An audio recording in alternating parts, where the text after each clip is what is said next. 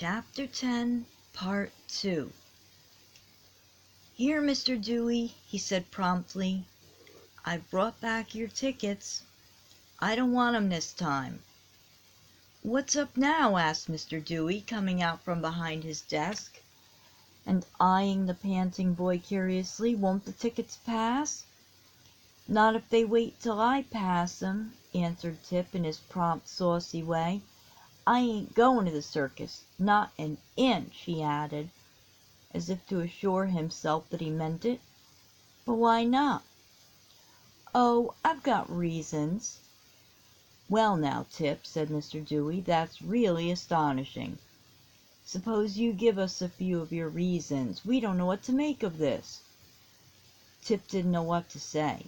He hesitated and thought, and finally did the best thing he could. He spoke out boldly.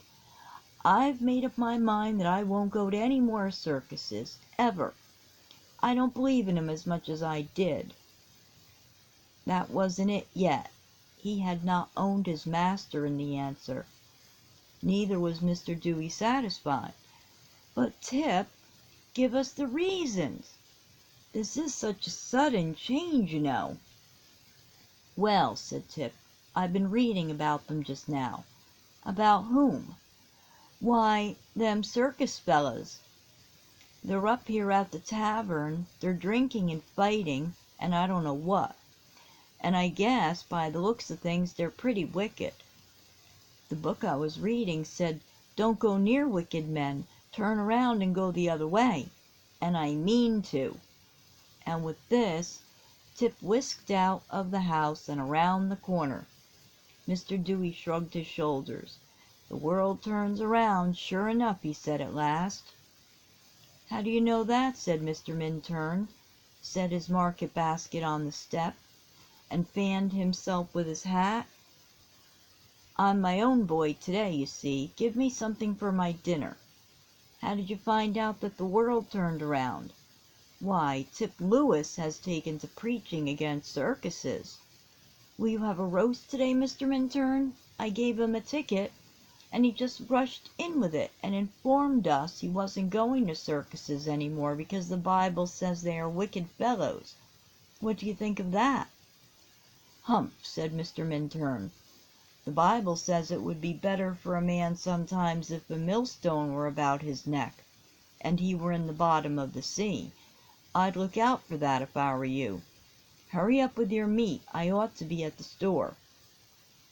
Tip went home to Kitty. She was still swinging on the gate. At least, she was there when he came up. "Oh, Tip," she said, "are you going to take me? Oh, Tip, do! I never asked you for anything before." Tip walked slowly up the yard with his hands in his pockets, troubled, not knowing what to say or how to say it. At last he stopped and wheeled around. "Kitty, I can't go. I could get tickets if I dared, but I don't mean to go any more. They're bad, wicked men, and I'm trying to be—" But Kitty twitched herself away from him and wouldn't hear any more.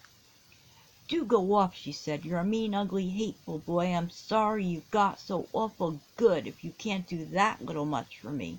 Go away and leave me alone." Even in his sore trouble, a little flash of joy shot through Tip's heart. He was different then.